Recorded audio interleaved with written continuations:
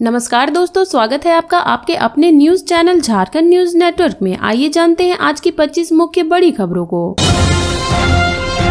मैया सम्मान स्कीम का पैसा लेने के लिए आपको करना होगा यह काम, जाने आसान तरीका। हेमंत सोरेन अपनी महत्वाकांक्षी योजना मैया सम्मान के कारण सत्ता में वापस काबिज हो चुके हैं। आचार संहिता लागू होने से पहले आखिरी कैबिनेट की बैठक में हेमंत सोरेन ने मैया सम्मान योजना की राशि 1000 से बढ़ाकर 2500 रूपए करने का ऐलान किया था। अब सरकार दिसंबर महीने से महिलाओं के खातों में 2500 रूपए भेजने वाली है। आज हम आपको बताएंगे कि मैया सम्मान योजना का लाभ कैसे ले सकते हैं, आखिर कैसे आपके खाते में पैसे आएंगे और इसके लिए आवेदन कैसे करें। हेमंत सरकार मैया सम्मान योजना के तहत राज्य की 57 लाख महिलाओं के खाते में 2500 रूपए भेजेगी। पहले इस योजना को 21 साल की महिलाओं के लिए किया गया था, लेकिन बाद में चेंज कर इसमें 18 से 20 साल की महिलाओं को भी शामिल किया गया है, जिससे कि उन्हें भी इसका लाभ मिल सके। मैया सम्मान योजना के तहत हर महीने 2500 रूपए यानी साल के 30,000 रूपए मिलेंगे। महिलाओं को ये पैसे सीधे उनके बैंक खाते के जरिए भेजे जाएंगे। महिलाओं के खाते में ये पैसे डीबीटी यानी डायरेक्ट बेनिफिट ट्रांसफर के तहत भेजे जाएंगे। महिलाएं या तो फॉर्म ऑनलाइन डाउनलोड कर सकती हैं या तो फिर नजदीकी आंगनबाड़ी केंद्र में जाकर फॉर्म ले सकते हैं। यह फॉर्म महिलाओं के लिए बिल्कुल फ्री है। इसके बाद आपको इस फॉर्म में अपनी पूरी जानकारी भरनी होगी। आपको राशन कार्ड, आधार कार्ड, वोटर कार्ड, बैंक खाते की डिटेल आदि भरनी होगी। उस फॉर्म में आपको पासपोर्ट साइज का फोटो अटैच कर जमा करना होगा।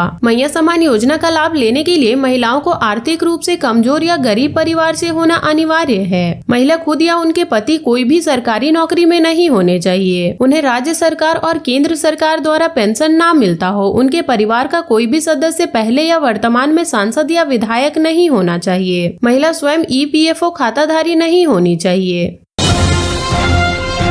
झारखंड के पूर्व सीएम चंपई सोरेन झामुमो में वापसी करने वाले हैं। वायरल वीडियो का क्या है सच? झारखंड के पूर्व मुख्यमंत्री चंपई सोरेन से जुड़ा एक वीडियो खूब वायरल हो रहा है। इसमें कहा जा रहा है कि भारतीय जनता पार्टी छोड़कर चंपई सोरेन फिर से झारखंड मुक्ति मोर्चा में शामिल होने वाले हैं। इस दावे में कितनी सच्चाई है, आज हम आपको इसका फैक्ट चेक बताएंगे। इस दावे में कोई सच्चाई भी है या महज दुष्प्रचार है? चंपई सोरेन झारखंड के बुजुर्ग और कद्दावर नेता है। सरायकेला विधानसभा सीट से 7 बार विधानसभा का चुनाव जीत चुके हैं। झारखंड विधानसभा चुनाव 2024 से पहले झामुमो छोड़कर वह भाजपा में शामिल हो गए थे। लंबे अरसे बाद सरायकेला विधानसभा सीट पर चंपई सोरेन ने भाजपा को जीत दिलाई। भाजपा ने उन्हें सरायकेला से ही उम्मीदवार बनाया था। चंपई सोरेन के खिलाफ उनके एक प्रतिद्वंदी गणेश महली इस बार झामुमो के टिकट पर चुनाव लड़ रहे थे। चंपई सोरेन को भाजपा का टिकट मिलने से नाराज गणेश महली झामुमो में शामिल हो गए थे। भाजपा ने कोल्हान प्रमंडल में अपनी पैठ मजबूत करने की योजना के तहत झारखंड मुक्ति मोर्चा के वरिष्ठ नेता और झारखंड आंदोलनकारी चंपई सोरेन को अपनी पार्टी में शामिल करवाया था। इसका उद्देश्य आदिवासियों के बीच पार्टी की पैठ बनाना था।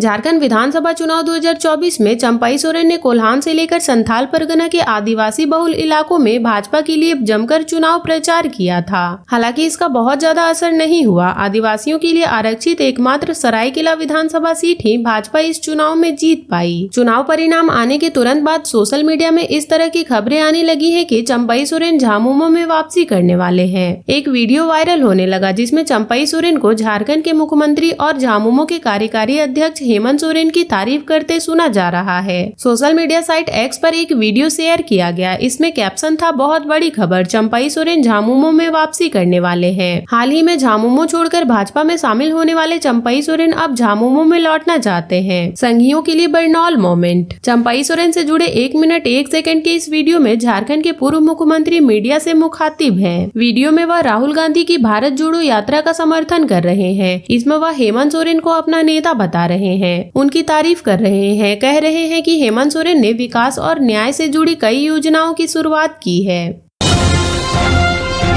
हेमंत सोरेन सरकार का विद्यार्थियों को तोहफा, गुरुजी क्रेडिट कार्ड में किया ये बड़ा बदलाव। झारखंड सरकार की गुरुजी क्रेडिट कार्ड योजना में छात्रों के लिए खुशखबरी है। राज्य सरकार ने इसमें बड़ा बदलाव किया है, जिससे कि छात्रों को सहूलियत मिलेगी। जिन विद्यार्थियों ने बैंक से पहले लोन लिया था वह अब भी इस योजना का लाभ उठा सकते हैं। वह उस लोन को बैंक में बंद कर गुरुजी क्रेडिट कार्ड का फायदा उठा सकते हैं। गुरुजी क्रेडिट कार्ड के तहत उच्च शिक्षा प्राप्त करने वाले गरीब छात्रों को 15 लाख तक का ब्याज में लोन दिया जाने का प्रावधान अनुमान है। इससे पहले इस योजना में ऐसे शर्त रखी गई थी कि अगर पूर्व में किसी छात्र ने लोन ले रखा है तो उसे इस योजना का लाभ नहीं मिलेगा, लेकिन राज्य सरकार ने छात्रों को बड़ी राहत देते हुए इसमें नियम में बदलाव किया है कि अब लोन लिए हुए छात्र को भी इस योजना का लाभ मिलेगा। उन्हें बस लोन को बंद कर बैंक से एनओसी लेना होगा। इसके अलावा राज्य में स्थायी निवास करने वाले डिप्लोमाधारी भी लोन ले पाएंगे। कई बार ऐसा होता है कि छात्र आर्थिक तंगी से जूझ रहे होते हैं और अपनी उच्च शिक्षा हासिल नहीं कर पाते हैं। उसके लिए झारखंड सरकार ने गुरुजी क्रेडिट कार्ड योजना की शुरुआत की थी। इस योजना के माध्यम से 15 लाख रुपए 4% के ब्याज में मिलेगा और इस रकम को चुकाने के लिए 15 साल तक का समय मिलेगा। वहीं 4 लाख रुपए का लोन बिना ब्याज के दिया जाएगा। वहीं 10वीं और 12वीं की पढ़ाई खत्म करने वाले विद्यार्थी भी इस योजना का लाभ ले सकते हैं। आमतौर पर जब हम किसी भी बैंक से लोन लेते हैं तो हमें बैंक में अपनी किसी भी संपत्ति को गिरवी रखनी पड़ती है, लेकिन इस योजना की सबसे बड़ी बात यह है कि विद्यार्थी को किसी भी तरह की अपनी संपत्ति को गिरवी नहीं रखना पड़ता है। गुरुजी क्रेडिट कार्ड योजना का लाभ वैसे विद्यार्थी को मिलेगा जो आर्थिक रूप से पिछड़े हैं। इस योजना का लाभ सिर्फ झारखंड के मूल निवासी ही ले सकते हैं। गुरुजी क्रेडिट कार्ड योजना का लाभ लेने के लिए आपको आधिकारिक वेबसाइट में जाकर रजिस्ट्रेशन करना होगा और सभी जानकारी भरनी होगी। इसके बाद सभी डॉक्यूमेंट देने होंगे। लातेहार में बदमाशों का तांडव, कोयला लदे 2 हाईवा को किया आग के हवाले। लातेहार जिले के बालूमाथ थाना क्षेत्र के कुसमाही रेलवे कोल साइडिंग के पास बीती रात अपराधियों ने जमकर उत्पात मचाया। इस दौरान अपराधियों ने 2 वाहनों को आग के हवाले भी कर दिया। फिलहाल घटना की जानकारी मिलने के बाद पुलिस की टीम पूरे मामले की जाँच कर रही है। लातेहार के बालूमाथ थाना क्षेत्र के मकैया टाड़ के पास अपराधी पहुँचे और वहाँ कोयला लदे 2 वाहनों को आग के हवाले कर दिया। बताया जाता है कि जब अपराधियों ने एक वाहन को आग लगाई तो दूसरे वाहन का ड्राइवर वहां से भागने की कोशिश करने लगा, लेकिन अपराधियों ने फायरिंग कर ड्राइवर को रोक लिया और उसके साथ बदसलूकी करते हुए ड्राइवर को वाहन से उतरकर दूसरे वाहन में भी आग लगा दी। ड्राइवर साबिर अंसारी ने बताया कि वह तुबेद से कोयला लेकर कुसमाही साइडिंग जा रहा था, लेकिन साइडिंग के पास 4 अपराधी पहुंचे और उनकी गाड़ी को रोक लिया। अपराधियों ने सबसे पहले उसका मोबाइल छीन लिया और गाड़ी में पेट्रोल डालकर आग लगा दी। अपराधियों ने साबिर को मौके से भगा दिया। साबिर ने बताया कि अपराधियों ने एक पर्चा भी फेंका। मुख्य सड़क के किनारे अपराधी बेखौफ होकर इस तरह की घटना को अंजाम दे रहे हैं, जिससे लोगों में भय का माहौल है। घटना की सूचना मिलने के बाद बालूमाथ पुलिस घटना की जांच कर रही है। पुलिस अपराधी की गिरफ्तारी के लिए छापेमारी भी कर रही है। पुलिस का कहना है कि अपराधी जल्द ही पुलिस की गिरफ्त में होंगे।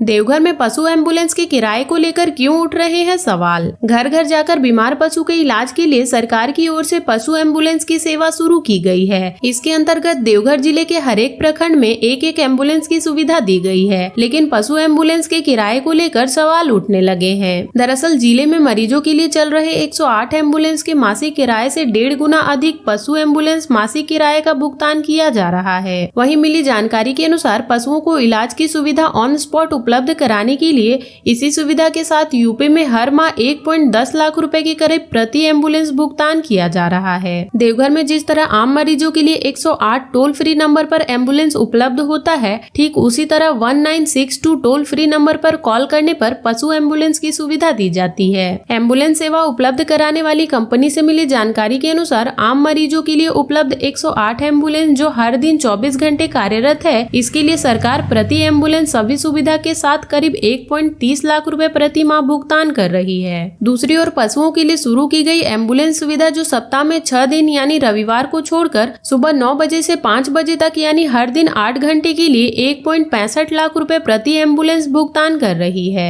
कंपनी के साथ हुए इकरारनामे में हर एम्बुलेंस में कंपनी को एक ड्राइवर, एक पैरावेट स्टाफ तथा एक पशु चिकित्सक आवश्यक दवाई के साथ रखना है। हालांकि देवघर जिले के 10 प्रखंडों में से 3 प्रखंड में ही एम्बुलेंस के साथ चिकित्सक की सुविधा मिल रही है। किसानों को पशुपालन पर आत्मनिर्भर बनाने के लिए राज्य सरकार काफी गंभीर है।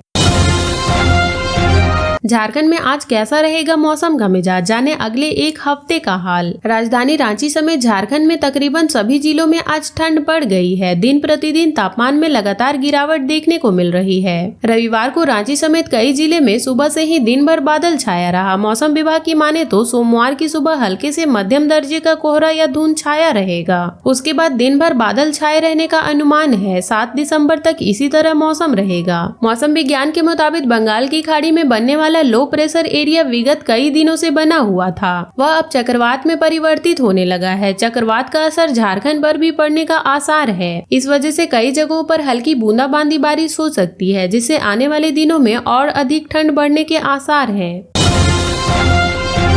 वासेपुर में गैंगस्टर फहीम खान के भाई सानू पर फायरिंग। जेल में उम्र कैद की सजा काट रहे वासेपुर कमर मखदूमी रोड निवासी गैंगस्टर फहीम खान के छोटे भाई सानू खान उर्फ नसीम खान पर रविवार की शाम भूली मोड़ कलाली बगान के बीच बाइक सवार अपराधियों ने फायरिंग की। हालांकि गोली नहीं लगी। सानू ने फायरिंग करने का आरोप भूली ट्रेनिंग स्कूल के निकट रहने वाले सारिक व वासेपुर के साहिद पर लगाया है। वह किसी तरह वहां से अपने घर लौटा। घर वालों को जैसे ही फायरिंग की सूचना मिली, सभी लोग सक्रिय हो गए। घटनास्थल पर भीड़ लग गई। फायरिंग की सूचना पर बैंक मोड़ थाना प्रभारी दल बल के साथ मौके पर पहुंचे और जांच में जुट गए हैं। वहीं DSP law and order Nausad Alam भी पहुंचे और सानू खान से पूछताछ की।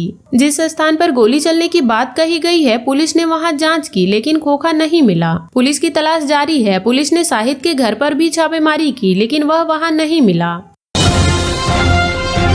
पाइप में लीकेज से झरिया में जलापूर्ति ठप, लोग परेशान। जामाडोबा में वाटर ट्रीटमेंट प्लांट परिसर में पाइपलाइन व इंटेक वेल में लीकेज के कारण शनिवार की शाम में झरिया तथा आसपास के इलाके में जलापूर्ति ठप हो गई है। इससे लोगों में जमाड़ा के प्रति आक्रोश है। झरिया विधायक रागिनी सिंह के निर्देश पर शनिवार को भाजपा नेता केडी पांडे, स्वरूप भट्टाचार्य, राजकिशोर सेन, राहुल सिंह, रघुराम, सोनू चंद्रवंशी जामाडोबा जल केंद्र पहुँचे और स्थिति से अवगत हुए। जमाड़ा कर्मियों ने बताया कि सुबह ही कर्मी इंटेक वेल में क्षतिग्रस्त पाइपलाइन की मरम्मत में जुटे हैं। रविवार की शाम लीकेज की मरम्मत पूरी करने के बाद जल भंडार की काम शुरू कर दिया गया है। सोमवार की सुबह से जलापूर्ति बहाल होने की संभावना है। 8 लेन में कार ने बाइक को मारी टक्कर, 2 घायल। बरवाडा थाना क्षेत्र के 8 लेन सड़क भेलाटाड़ के समीप रविवार की शाम कार और बाइक की जोरदार टक्कर हो गई। घटना में बाइक सवार 2 लोग गंभीर रूप से घायल हो गए हैं। सूचना पर आजसू नेता राहुल हाजरा मौके पर पहुंचे और बरवाडा पुलिस को बताया। इसके बाद घायलों को स्थानीय लोगों की मदद से इलाज के लिए अस्पताल भेजा। बरवाडा पुलिस ने दोनों वाहनों को जब्त कर लिया है। जानकारी के अनुसार कार गोल बिल्डिंग की ओर से मेमको मोड़ जा रही थी। इस दौरान बाइक से टक्कर हो गई। घटना में बाइक चालक सिंदूरपुर बलियापुर गांव निवासी विजय सिन्हा तथा साथ बैठे अन्य व्यक्ति गंभीर रूप से घायल हो गए। विनय सिन्हा चापानल बोरिंग का काम करते हैं। रविवार की रात साइट दिखाने के लिए वह बोरिंग वाहन चालक को लेकर बलियापुर जा रहे थे। इसी बीच होटल द रीत के समीप कार ने उनकी बाइक को सीधी टक्कर मार दी। तालाब में डूबने से भेलाटाड़ की विवाहित की मौत। बरवाडा थाना क्षेत्र अंतर्गत भेलाटाड़ की विवाहित मुन्नी देवी की मौत रविवार को तालाब में डूबने से हो गई। रविवार की शाम स्थानीय लोगों ने विवाहिता का शव भेलाटाड़ काली मंदिर स्थित तालाब में तैरता हुआ देखा। इसके बाद लोगों ने इसकी सूचना परिजनों को दी। परिजन तालाब से शव को निकालकर SNMMCH ले गए, जहां चिकित्सकों ने जांच के बाद मुन्नी देवी की मौत की पुष्टि कर दी। परिजनों के अनुसार रविवार की दोपहर मुन्नी घर में बर्तन धो रही थी। वह कब घर से निकल और तालाब पहुंची, इसकी जानकारी किसी को नहीं है। मृतका के पति दिनेश प्रसाद DGMS के वाहन चालक के पद पर कार्यरत हैं। SNMMCH प्रबंधन ने तालाब में डूबने से विवाहिता की मौत की जानकारी सरायढेला पुलिस को दे दी है। वहीं शव को मोर्चरी में रखा गया है। सोमवार को परिजनों के फर्द बयान के बाद मृतका के शव का पोस्टमार्टम किया जाएगा। बंगाल बॉर्डर पर 5वें दिन भी बालू लदे वाहनों को रोका गया। पश्चिम बंगाल प्रशासन द्वारा बंगाल बॉर्डर के डिबूडी चेक पोस्ट पर 5 दिनों से बालू लदे वाहनों को रोके जाने से झारखंड, बिहार, उत्तर प्रदेश सहित अन्य राज्यों के व्यापारी, वाहन मालिक व चालक परेशान हैं। शनिवार की रात दर्जनों आलू लदे ट्रक पश्चिम बंगाल से आ रहे थे, जिसे बंगाल पुलिस ने डिबूडी चेक पोस्ट से लौटा दिया। रविवार की सुबह भी आलू लदे ट्रकों के झारखंड आने पर रोक थी। बंगाल बॉर्डर पर आलू लदे वाहनों को रोके जाने के कारण वाहनों पर लदा आलू सड़ने से व्यापारी परेशान हैं। बंगाल पुलिस ने रविवार को भी आलू लेकर बंगाल से आ रहे दर्जनों ट्रकों को रोक दिया है। शनिवार को पुलिस ने बॉर्डर पर खड़े सैकड़ों आलू लदे ट्रकों को वापस कोल्ड स्टोरेज भेज दिया था। 27 नवंबर से ममता सरकार ने बंगाल से अन्य राज्यों में आलू ले जाने पर रोक लगा दी है। इससे आलू व्यापारियों और ट्रांसपोर्ट करने वाले ट्रक मालिकों और चालकों में रोष है। व्यापारियों का कहना है कि ममता सरकार के रवैये से उनके समक्ष रोजी रोटी का संकट आ गया है। वर्तमान में पश्चिम बंगाल में पुराना आलू 30 रुपए से 32 रुपए तथा नया आलू 40 रुपए किलो बिक रहा है। बंगाल से हर दिन 25 से 30 गाड़ी आलू का आवक होता है। एक गाड़ी में 500 से 600 पैकेट आलू रहता है, जिसकी कीमत लगभग 4 लाख रुपए होती है। बंगाल से आलू की आवक रोके जाने से पिछले 4 दिन से लगभग 5 करोड़ के आलू के आवक नहीं हो पाई। कारोबारियों के अनुसार झरिया व धनबाद में एक ट्रक बंगाल से किसी तरह लाया गया है। साहिबगंज में पेट्रोल पंप मालिक की गोली मारकर हत्या, अपराधी 15 लाख रुपए लेकर हुए फरार। साहिबगंज के 3 पहाड़ थाना क्षेत्र में 2 नकाबपोश अपराधियों ने गंगोत्री फिलिंग स्टेशन के मालिक सालिग्राम मंडल को गोली मार दी। घायल सालिग्राम को आनन फानन में राजमहल अनुमंडल अस्पताल में भर्ती कराया गया, जहां डॉक्टरों ने उन्हें मृत घोषित कर दिया। जानकारी के मुताबिक राजमहल मेन रोड लालवन बाईपास के पास सोमवार को नकाबपोश अपराधियों ने लगभग 10:45 में मंडल कोच बस और गंगोत्री फिलिंग स्टेशन बभन गामा के मालिक सालिग्राम मंडल की गोली मारकर हत्या कर दी। राजमहल थाना क्षेत्र दलाही गांव निवासी सालिग्राम मंडल रोज की तरह 3 पहाड़ अस्थायी बस स्टैंड गए। उसके बाद अपने गंगोत्री फिलिंग स्टेशन बभन गामा से लाखों रुपए नगद लेकर भारतीय स्टेट बैंक परहरिया के लिए निकल गए। जैसे ही वह लालवन बाईपास पार किया, 2 नकाबपोश अपराधियों ने उनको साइड से सटाकर गोली मार दी, जिस वजह से वह वहीं गिर गए। गोली लगने के बाद सालिग्राम मंडल के आसपास लोग जमा हो गए। कुछ देर बाद 3 पहाड़ थाना का गश्ती दल भी पहुंच गया। घायल सालिग्राम मंडल को उठाकर इलाज के लिए अनुमंडल अस्पताल राजमहल ले जाया गया, जहां इलाज कर रहे चिकित्सक ने उन्हें मृत घोषित कर दिया। घटना के बाद पुलिस बल घटना स्थल पर पहुंचे और मामले की जांच की, आसपास के लोगों से पूछताछ किया। एसडीपीओ ने कहा कि घटना की जांच की जा रही है। सूचना मिली है कि प्रतिदिन का कलेक्शन लेकर बैंक में जमा करने जा रहे थे, जिसे अपराधियों द्वारा गोली मारकर छीन लिया गया है। अपराधियों को जल्द पकड़ लिया जाएगा। परिजनों का दावा है कि लगभग 15 लाख नकदी उनके पास थे। एसडीपीओ ने कहा कि पुलिस सभी बिंदुओं की जांच कर रही है। परिजनों से नकदी की भी जानकारी ली जाएगी। पूछताछ जारी है। अपराधियों की गिरफ्तारी को लेकर भी छापेमारी की जा रही है। क्रशर मालिक को धमकाने जा रहे सुजीत सिन्हा गिरोह के 6 अपराधी हथियार के साथ गिरफ्तार। पलामू पुलिस ने हथियार समेत 6 अपराधियों को गिरफ्तार किया है। ये सभी सुजीत सिन्हा गिरोह के सदस्य हैं। इन पर क्रशर मालिकों से रंगदारी मांगने और एक क्रशर पर फायरिंग करने का आरोप है। 29 नवंबर 2024 की रात चैनपुर थाना क्षेत्र में दोकरा चानो स्थित क्रशर पर फायरिंग की घटना हुई थी। इस मामले की जाँच के लिए पुलिस अधीक्षक ने स्पेशल टीम बनाई थी। एसपी के निर्देश पर स्पेशल टीम लगातार छापेमारी कर रही थी। 1 दिसंबर 2024 को एसपी को गुप्त सूचना मिली थी कि चैनपुर सतलुआ रोड पर 5-6 लोग अवैध हथियारों के साथ किसी बड़ी घटना को अंजाम देने की योजना बना रहे हैं। पुलिस की टीम ने तत्परता से कार्रवाई करते हुए धरती आहरा के पास 3 मोटरसाइकिल पर सवार 6 लोगों को धर दबोचा। सभी ने स्वीकार किया कि वे सुजीत सिन्हा गैंग के लिए काम करते हैं। इन्होंने यह भी बताया कि करसो स्थित क्रशर के मालिक ने रंगदारी नहीं दी, इसलिए उनके यहाँ फायरिंग करने जा रहे थे। 29 नवंबर को दोकरा चानो क्रशर प्लांट में हुई फायरिंग में भी अपनी संलिप्तता इन्होंने स्वीकार की है। पुलिस ने इनके पास से 3 देसी पिस्टल, देसी कट्टा, 3 राउंड कारतूस और 7 स्मार्टफोन बरामद किए हैं।